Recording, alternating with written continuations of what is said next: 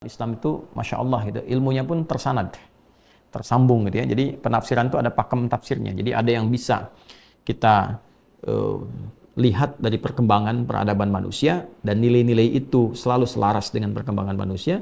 Ada yang pakemnya walaupun dia berubah masanya tetap seperti itu. Ya, misalnya masalah akidah, ibadah pokok nggak akan berubah. Ya, sampai kiamat pun ya terjadi, ya kiamat kurang sehari misalkan masih bisa sholat. Nah itu tetap subuh tetap 2 rakaat, nggak akan jadi 3 rakaat. Dan caranya tetap sama, nggak akan pernah berubah dari zaman Nabi ya, sampai kita kembali kepada Allah pun tetap caranya sama.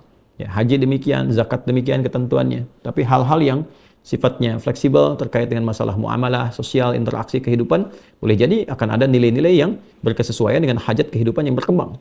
Ya, dulu belum ada bayi tabung, sekarang ada bayi tabung. Hukumnya bagaimana di Islam itu selalu ada pandangannya. Ya, karena sifat hukumnya itu karakteristiknya ada pakemnya gitu, yang itu berisi nilai, yang nilainya itu selalu berkesesuaian dengan setiap masa. Itu kalau yang buat itu bukan Tuhan, bukan Allah yang menciptakan itu, ya.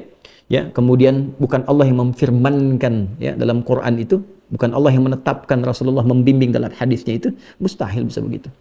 Ya, ada nggak sih yang setiap ketentuan hukum yang terus bertahan setiap zaman? Ya, Masya Allah gitu. Ya, setiap kebutuhan ada jawaban, setiap pertanyaan ada jawaban. Gak mungkin ada begitu kecuali dari penciptanya. Bismillahirrahmanirrahim. I'lam anna hadha huwa ni'matu thaniyatu allati 'amatil mukallafin bi asarihim wa ma ahsana ma ra'a Allah subhanahu wa ta'ala hadha at-tartib fa innal intifa' bil ardi was sama'i innama yakunu ba'da husulil hayah. ولهذا ذكر الله أمر الحياة أولا ثم أتبعه بذكر السماء والأرض. Masya Allah. I'lam, ketahuilah, anna hadha huwa ni'mah tsaniyah. Inilah nikmat yang kedua. Ya allati 'amatil mukallafina, yang telah Allah Subhanahu wa taala berikan kepada seluruh hambanya yang mendapatkan misi tugas di muka bumi ini. Keseluruhannya tanpa kecuali. Nikmat kedua, nikmat pertamanya nikmat penciptaan yang ayat ke-28 itu. Ya, bukankah menjadi nikmat ketika diberikan kesempatan berkehidupan? Ya kan? Nikmat kan? Ya, berkehidupan di bumi, nikmat bisa sujud kepada Allah. Masya Allah, nggak ada kenikmatan itu terbesar kecuali bisa sujud. Sujud, sholat itu nikmat. Karena bisa menjalankan fungsi kita sebagai hamba, gitu kan? Nah, nikmat ketika menggunakan pakaian karena merasakan nikmat yang Allah berikan kepada kita, gitu kan? Jadi fungsi pertama itu berkehidupan, nikmat pertama. Nikmat kedua adalah diberikannya fasilitas berkehidupan. Ya, karena itu Al-Imam Fakhr Razi menyebutkan dalam kitab tafsirnya Mafatihul Ghaib atau At-Tafsirul Kabir, mengatakan bahwa penciptaan semua yang di bumi untuk kita itu berupa nikmat yang kedua yang Allah berikan secara sempurna bagi semua hambanya yang hidup di muka bumi ini dengan membawa misi. Mukallaf itu hidup bermisi. Ya, bukan hidup bebas. Ingat ya, bukan hidup bebas, hidup bermisi. Kemudian wa ma ahsana ma ra'a Allah subhanahu wa ta'ala hadha tertib, dan betapa mengagumkannya, indahnya apa yang telah Allah tetapkan dengan menghadirkan susunan ini. Ya, maksudnya susunan pertama nikmat kehidupan dan nikmat penciptaan fasilitas. Fa innal intifa' bil ardi was sama' innama yakunu ba'da husulil hayat. Kenapa? Ya, karena nggak mungkin bisa mendapatkan kenikmatan dengan semua fasilitas di langit dan di bumi ini kecuali setelah mendapatkan kehidupan dulu. Ya, kalau nggak hidup bagaimana bisa menikmati segala fasilitas di bumi ataupun juga segala hal yang kita bisa pandang di langit ya saat ini. Ya, tentunya dengan urutan tadi menunjukkan kesempurnaan Allah mendesain kehidupan ini. Hidup dulu baru kemudian kita bisa mendapatkan kenikmatan yang kedua, yaitu semua fasilitas di bumi dan di langit. Falihadza dzakarallahu amral hayah awalan tsumma atba'ahu bidzikri samai wal ard. Karena itulah kemudian saking pentingnya dua nikmat ini secara berurutan Allah menyebutkan yang pertama nikmat kehidupan dulu, Al-Baqarah ayat 28, dan yang keduanya adalah nikmat mendapatkan fasilitas baik itu di bumi ataupun keindahan di langit. Amma qauluhu, sedangkan firman Allah Subhanahu wa taala khalaqa faqad marra tafsiruhu fi qaulihi wa'budu rabbakumul ladzi khalaqakum. Tafsir khalaqa itu telah kami jelaskan ketika menerangkan surah Al-Baqarah ayat ke-21 dan tadi ringkasannya telah saya uraikan, ya. Wa amma qauluhu lakum, adapun firman Allah Subhanahu wa taala lakum fa huwa yadullu ala anna al-madhkura ba'da qaulihi khalaqa li ajli intifa'ina fid dini wad dunya. Tuh, sama kan? Nah, jadi kita bukan ngarang-ngarang kalau menafsirkan. Ya, jadi sudah, insya Allah sudah dibaca, sudah juga kalau kita insya Allah berusaha meniatkan ikhlas, mengkaji, banyak membaca, insya Allah akan ada kesamaan pakem karena pakemnya sudah ada. Ya. Baik, adapun yang dimaksud kata lakum di sini, ya, menunjukkan bahwa yang dimaksudkan dari kata lakum ini, ya, setelah Allah Subhanahu wa taala menerangkan penciptaan, yaitu supaya dapat dimanfaatkan oleh manusia fid dini wad dunya, dalam urusan agama, din, wad dunya, dan dunianya. Tadi yang saya katakan, ya. Saya kan tadi terangkan dari aspek dunianya dulu karena mudah untuk dirasakan, dan setelah itu aspek ibadahnya, aspek dinnya. Jadi silahkan aspek dunianya Anda mungkin bisa pilih. Ya, Anda profesi pengen saya dalam dunia misalnya bisnis, saya pengen di hewan, ya, saya pengen di tumbuhan risetnya, saya pengen di mineral dan sebagainya. Boleh, silakan.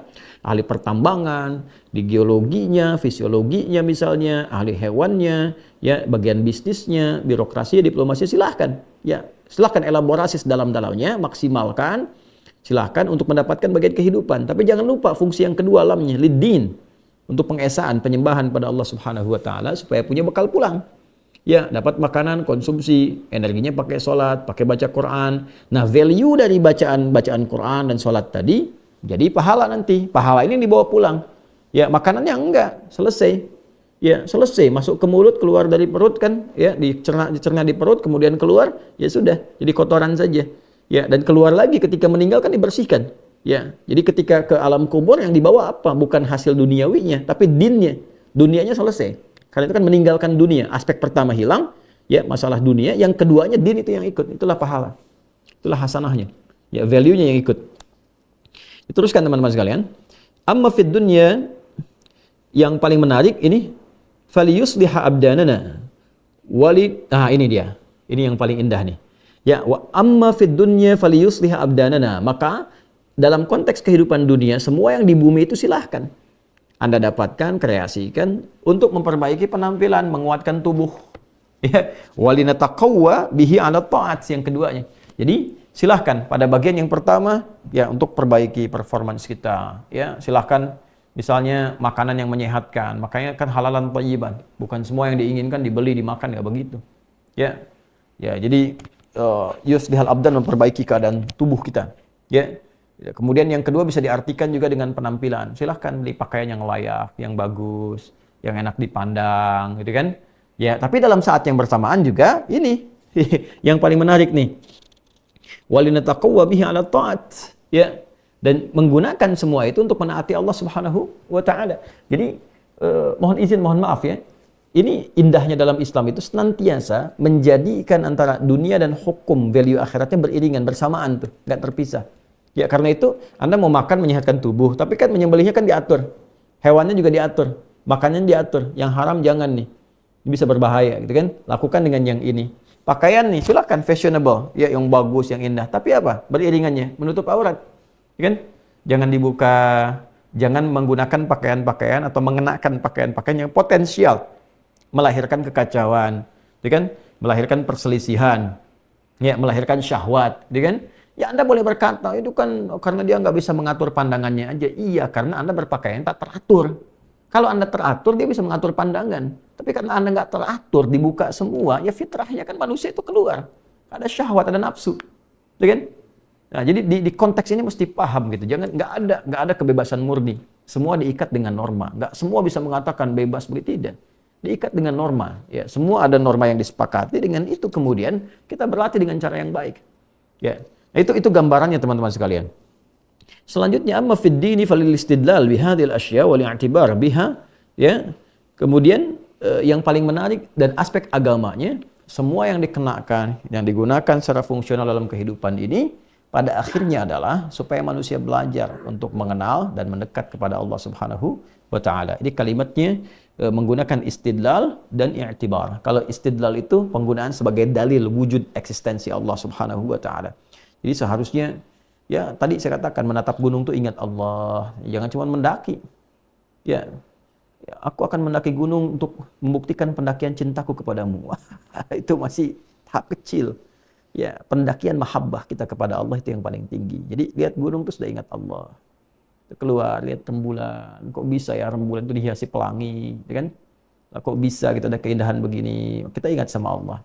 Ya, sehingga membuat kita sujud, lebih dekat, lebih ingat kita akan kembali, kan? Wah, natap begini ada indah, apalagi kalau kembali kepada Allah pasti lebih indah, kan, lebih baik, kan? Lihat anak ingat Allah, lihat pasangan ingat Allah, kan? Lihat lautan ingat Allah dan sebagainya. Nah, itu sampai ke titik itu temukan. temukan. Nah, nanti caranya i'tibar, belajar. Makanya jadilah pintar yang sejati, cerdas yang sejati. Jadi yang sejati itu semua bagian aspek tubuh kita terpenuhi. Jasmaninya, rohaninya, ya, kemudian juga intelektualnya. Jadi kalau semua itu terpenuhi, maka insya Allah paripurna fungsi kemanusiaan kita.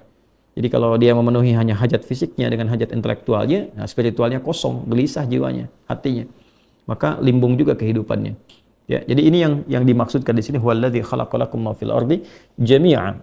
Ya. Kemudian juga di sini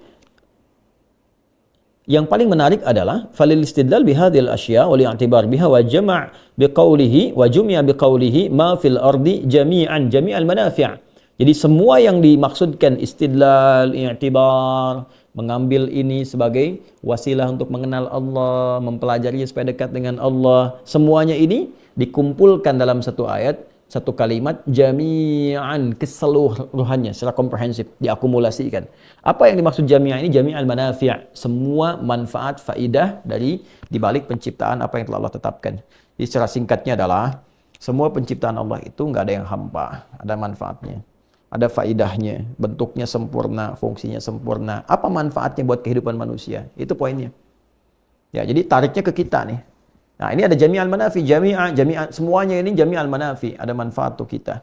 Maka apapun interaksi yang kita lakukan dalam kehidupan, ya jangan hanya memproyeksikan manfaatnya untuk kehidupan duniawi, tapi ingat juga kehidupan ukhrawi kita. Karena semua apa yang ada kita dapati di muka bumi ini pada hakikatnya adalah terkreasikan, mengakumulasi semua bentuk-bentuk potensi manfaat untuk kehidupan dunia akhirat kita. Ya. فَمِنْهَا مَا يَتَّصِلُ بِالْحَيَوَانِ وَالنَّبَاتِ وَالْمَعَادِنِ وَالْجِبَالِ وَمِنْهَا مَا يَتَّصِلُ بِالضُّرُوبِ الْحَرْفِ وَالْأُمُورِ الَّتِي اسْتَنْبَطَهَا الْعُقَلَاءُ وَبَيَّنَ تَعَالَى أَنَّ كُلَّ ذَلِكَ إِنَّمَا خَلَقَهَا كَيْ يَنْتَفِعَ بِهَا. Sama persis dengan apa yang saya sampaikan. Ya. Jadi Allah Subhanahu wa taala ketika menyampaikan ayatnya kemudian diterangkan oleh para ulama, di antaranya kita teruskan faminha may yattasilu bil hayawan. Apa yang bisa kita riset, kita manfaatkan, ada yang terkait dengan hewan, tadi sudah saya jelaskan. Wan nabat, dan tumbuhan sudah saya sampaikan. Wal ma'adin, dan mineral. Ya, tadi sudah saya singgung juga. Ada kan pertambangan, kita menggali, melihat apa yang kita temukan. Ada batu bara kah, kemudian ada apa lagi misalnya emas, nikelnya, tembaganya, macam-macamnya. Itu bukan hanya menemukan jadi bangga, mensupport dunia, tidak. Tapi ketika Anda meriset kan ada ilmunya itu. Masya Allah, Anda mulai meriset batu, batunya ada kodenya, ada nomor-nomornya, macam-macam itu kan. Ya, lapisan-lapisannya. Siapa yang bisa memberikan kode-kode di balik batu itu supaya kita berpikir, belajar dan sebagainya. Setelah itu dapat sesuatu, diuji kan. Mau taat nggak sama Allah, dapat emas, ada timbangan. Mau zakat nggak dari situ, bisa buat maslahat nggak, kenal Allah nggak. Jangan-jangan bikin rumah mewah-mewah besar tapi nggak ada ruangan untuk sujud. Nah, berarti fungsinya ya tidak maksimal tuh. Ya, silakan penuhi dunianya, tapi kan akan pulang ke akhirat dan ditinggal dunianya. Mana fungsi akhiratnya itu? Ya. Wal jibal, dan gunung-gunung, wa minha ma yattasilu bidurubil harfi wal umur allati istanbataha al-uqala. Ada juga yang Allah tetapkan itu bagi kalangan-kalangan intelektual untuk berpikir. Ya, jadi ada yang untuk pebisnis dimanfaatkan, ada yang untuk konsumtif ya, tapi sisi lain ada memang nanti hobinya riset kata Allah itu. Ya. Ya, diisyaratkan dalam Al-Qur'an, diterangkan oleh para ulama, ada yang hobinya riset antariksa, riset di lautan, riset di bumi, riset hewan-hewan, itu meriset aja, memang ada objeknya itu untuk objek pengetahuan. Nah, hasil risetnya itu harusnya mendekatkan diri kepada Allah, bukan cuma jadi jurnal. Ya, apalagi bagi yang beriman, fungsi imannya mana gitu? Ya, fungsi imannya mana? Ya, coba saya juga men-challenge nih para pakar ilmuwan kita. Coba hidupkan lagi si ICMI-nya tuh, Ikatan Cendekiawan Muslim Indonesia. Ya, yang di IMPAT tuh, Ikatan Ilmuwan Internasional Indonesia tuh, yang muslim-muslimnya misalnya, ya silahkan dengan non-muslim sama meriset dan sebagainya. Tapi bagi yang beriman, yang orang Islam tuh, imannya mesti hidup. Ya, mesti nyala tuh. Mesti nyala tuh imannya itu. Temukan di situ risetnya untuk mendekat kepada Allah. Nah, kalau sudah ketemu tuh 3 perpaduan tuh dahsyat hasilnya. Dahsyat sekali teman-teman. Ya, nah itu kita mesti kembalikan ke ranah itu gitu ya. Bukan cuma jadi ya tingkat pencapaian pengajar tertinggi misalnya profesor di akademia ya, di akademi misalnya kan bidang akademik, atau tingkat pembelajaran tertinggi doktor dan sebagainya. Kenal Allah enggak? Ya, kenal Allah enggak?